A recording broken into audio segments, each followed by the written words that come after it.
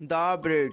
कहानी की शुरुआत में हमें एक सेल बोट पर एक कपल को दिखाया जाता है। उन लोगों को एक आइलैंड दिखाई देता है और वो लोग उस आइलैंड पर जाते हैं। हस्बैंड उस बोट की रस्सी को बांध रहा था और वाइफ अकेले ही आगे की ओर चली जाती है। वो एक कंपाउंड के पास पहुंच जाती है जो कि पूरी तरीके से सुनसान पड़ा हुआ था। लेकिन तभी उसे वहां पर कुछ गलत फील होता है और वो वहां से भागने लगती है। वो एक पेड़ के पीछे जाकर छिप जाती है, लेकिन उसे कोई वहां से घसीट तो वह ले जाता है। उसके चीखने की आवाज उसका हस्बैंड भी सुन लेता है। खैर, अब इसके बाद हम देखते हैं एक सी प्लेन को जो कि उसी आइलैंड पर आता है। इस प्लेन के अंदर दो भाई मैट और जॉन और इनके फ्रेंड्स निकी, सारा और नोआ यहाँ पर एंजॉय करने के लिए आए थे। इस आइलैंड पर उन दोनों भाइयों के अंकल का घर था जो कि कुछ समय पहले ही मर चुके हैं। और ये आइलैंड पूरी तरीके से सुनसान था क्योंकि यहाँ पर कोई भी नहीं रहता था। अब ये लोग उस आइलैंड को बहुत ही बढ़िया तरीके से एंजॉय करते हैं और इन लोगों को वहाँ पर एक पपी मिलता है और सारा उसे अपने पास रख लेती है। रात को जब नोआ किचन के अंदर जाता है तो पपी उसके पीछे पीछे चल देता है। नोआ उससे कहता है कि मुझे कुत्तों से ज्यादा बिल्लियां पसंद है और अचानक ही वो पपी उसे घूर कर देखने लगता है, मानो कि जैसे वो उसकी बातों को समझ रहा हो। ये देखकर नोआ को थोड़ा अजीब लगता है और वह वहां से चला जाता है और अब वो पपी भी वहां से भाग चुका था। सारा को उसकी फिक्र हो रही थी, इसलिए वो उसे ढूंढने के लिए जॉन के साथ बाहर जाती है और वो वहां पर वो पपी भी उन्हें मिल जाता है। जैसे ही वो उस पपी के पास जाते हैं तो एक बड़ा सा कुत्ता उनके ऊपर अटैक कर देता है और वो सारा के पैर पर काट कर वहां से भाग जाता है। उसके जख्मों को देखकर निकी उनसे प्लान तैयार करने के लिए कहती है, लेकिन जॉन वहां से जाना नहीं चाहता था। वो उनसे कहता है कि ये कोई ज्यादा बड़ी बात नहीं है, कुत्ते के काटने पर अगर उसका इंजेक्शन 7 दिनों के अंदर लग जाए तो कोई ज्यादा बड़ी दिक्कत नहीं होती और इससे अच्छा यही है कि हम कुछ दिन और यहाँ पर रुक जाएं। सारा भी उसकी बात पर एग्री हो जाती है और वो लोग वहीं पर रुक जाते हैं। खैर, अब रात होने पर ये सब के सब लोग सो जाते हैं। अगली सुबह सारा बहुत ही अजीब बर्ताव कर रही थी और वो खाने को ऐसे खा रही थी कि जैसे महीनों से उसने कुछ न खाया हो। निकी और सारा को वहीं पर छोड़कर वो तीनों हंटिंग के लिए जाते हैं, लेकिन जंगल में उन्हें कोई भी खरगोश या फिर कोई भी हिरन नहीं मिलता। अब नोआ वहाँ पर फोटोग्राफी करने लगता है, लेकिन तभी अचानक ही उसके सामने एक कुत्ता आ जाता है। वो उससे डर कर पीछे की ओर जाने लगता है, लेकिन जब वो पीछे देखता है तो एक और कुत्ता उसके पीछे खड़ा था। वो देखता है कि उसे चारों तरफ से कुत्तों ने घेर लिया था। अब नोआ जल्दी से अपनी जान बचाकर वहां से भागने लगता है और रास्ते में उसे मैट और जॉन मिल जाते हैं और नोआ उन लोगों को बताता है कि इस आइलैंड पर बहुत सारे कुत्ते हैं और वो उन लोगों के साथ कोई ठीक बर्ताव नहीं कर रहे हैं। वो दोनों उसकी बातों पर यकीन नहीं करते और तभी उन लोगों के सामने वही आदमी आ जाता है जो कि हमें मूवी की शुरुआत में दिखाया गया था। वो बहुत ज्यादा बुरी हालत में था और वो उन लोगों को कुछ बताने की कोशिश करता है, लेकिन तभी बहुत सारे कुत्ते आते हैं और वो उसे मार देते हैं। वो लोग जल्दी से अपनी जान बचाकर वहां से भागते हैं। घर पर पहुंचने पर वो लोग देखते हैं कि निकी और सारा स्विमिंग कर कर घर की ओर वापस आ रहे थे और ऊपर से उन्हें कई सारे कुत्ते देख रहे थे और अब वो कुत्ते उनकी ओर बढ़ रहे थे। वो लोग उन्हें चिल्लाकर घर की ओर भागने को कहते हैं और किसी तरीके से वो सब लोग घर के अंदर भी पहुंच जाते हैं। एक कुत्ता निकी का पैर पकड़ लेता है। जॉन तीर से उस कुत्ते के ऊपर हमला करता है, लेकिन वो तीर निकी के पैर में घुस जाता है। कुत्ता उससे डर कर वहां से भाग जाता है और अब वो लोग निक्की को घर के अंदर लेकर जाते हैं। वो लोग उसके पैर से तीर को निकालते हैं और अब वो लोग वहां से निकलने का प्लान बनाते हैं, लेकिन तभी अचानक एक कुत्ता खिड़की का कांच तोड़कर नोआ पर अटैक कर देता है। लेकिन मैट और जॉन किसी तरीके से उस कुत्ते को मार देते हैं। अब वो लोग अपना सामान पैक कर कर अपनी प्लेन की तरफ बढ़ते हैं, लेकिन तभी उनकी नज़र अपने प्लेन पर पड़ती है और वो देखते हैं कि बहुत सारे कुत्ते उनके प्लेन के आसपास हैं और अब वो लोग वापस से उस घर के अंदर चले जाते हैं। नोआ देखता है कि उनका प्लेन समुद्र की तरफ जा रहा था क्योंकि उन कुत्तों ने उनकी रस्सी को काट दिया था। अब उन लोगों के पास और कोई रास्ता नहीं बचा था, तो इसलिए जॉन पानी में कूद जाता है। जैसे ही वो प्लेन के पास पहुंचता है तो वो देखता है कि दो कुत्ते प्लेन के ऊपर बैठे हुए हैं और उसे देखकर वो भी पानी में कूद जाते हैं। जॉन जल्दी से वहां से बाहर निकलने की कोशिश करता है और किसी तरीके से वो वहां से बाहर भी आ जाता है और अब और भी ज्यादा कुत्ते उनके पीछे पड़ चुके थे।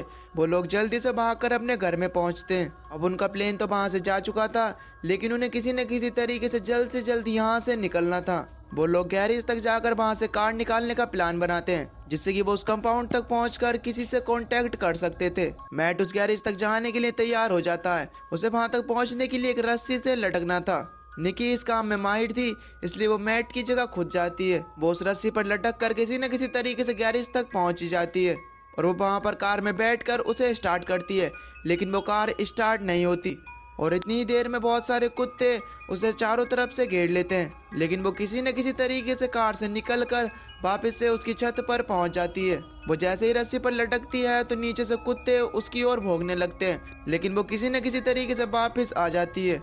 रात को वो सब लोग ये चीज भुलाकर अपना मूड हल्का करने की कोशिश करते हैं, लेकिन तभी अचानक ही लाइट चली जाती है। नोआ अकेले ही बेसमेंट में उसे ठीक करने के लिए जाता है।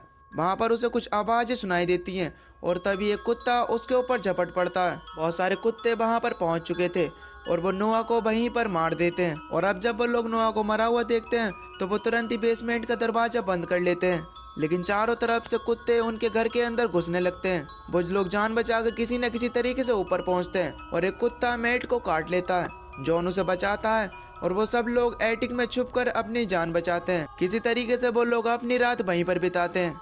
अगली सुबह मैट और जॉन फिर से गैरेज की ओर जाते हैं, क्योंकि उनके पास दूसरा कोई रास्ता भी नहीं था। मैट को अब उन कुत्तों से बिल्कुल भी डर नहीं लग रहा था।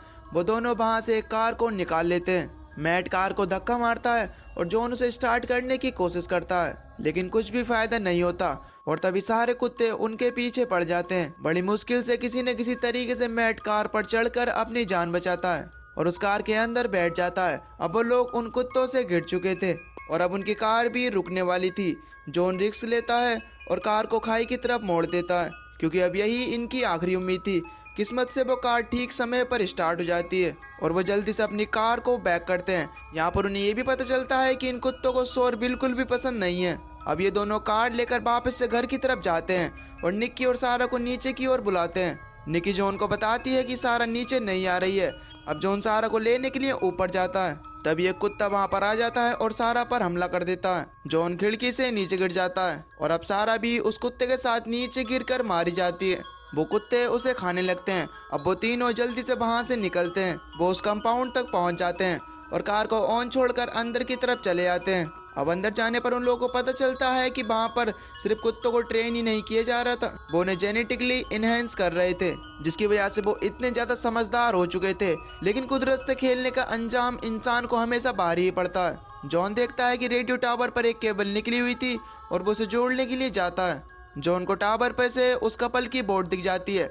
अब वो जैसे ही उस केबल को जोड़ता है तो वहाँ पर शॉर्ट सर्किट हो जाता है और वो नीचे गिर जाता है और तभी वहाँ पर कुत्ते आ जाते हैं और वो उसके ऊपर अटैक कर देते हैं। जॉन सोचता है कि अब वो शायद नहीं बचेगा और तभी वहाँ पर मैट आकर उन कुत्तों को मारने लगता है। खैर ये सब तो ठीक है, लेकिन शॉर्ट सर्किट की वजह से अंदर अब आग लग चुकी थी। निक्की बाहर निकलने की कोशिश करती है, लेकिन बाहर कुत्ते उसका इंतजार कर रहे थे। निक्की उन कुत्तों को मारने के लिए एक प्लान बनाती है और तभी वहाँ पर एक बड़ा सा ब्लास्ट होता है, जिसकी वजह से वहाँ पर मौजूद सारे कुत्ते भाग जाते हैं। अब वो दोनों निक्की को मरा हुआ सोचकर वहाँ से निकलने लगते हैं, लेकिन तभी सारे कुत्ते फिर से वहाँ पर आ जाते हैं और उन लोगों को घेर लेते हैं। उन लोगों के पास भागने का कोई भी रास्ता नहीं बचता और तभी निक्की अपनी कार लेकर वहाँ पर पहुँच जाती है और अब वो दोनों जल्दी से कार में बैठकर उस बोट की तरफ बढ़ते हैं और वो कुत्ते भी लगातार उनका पीछा कर रहे थे, जिस वजह से वो कार रोककर उतर भी नहीं सकते थे।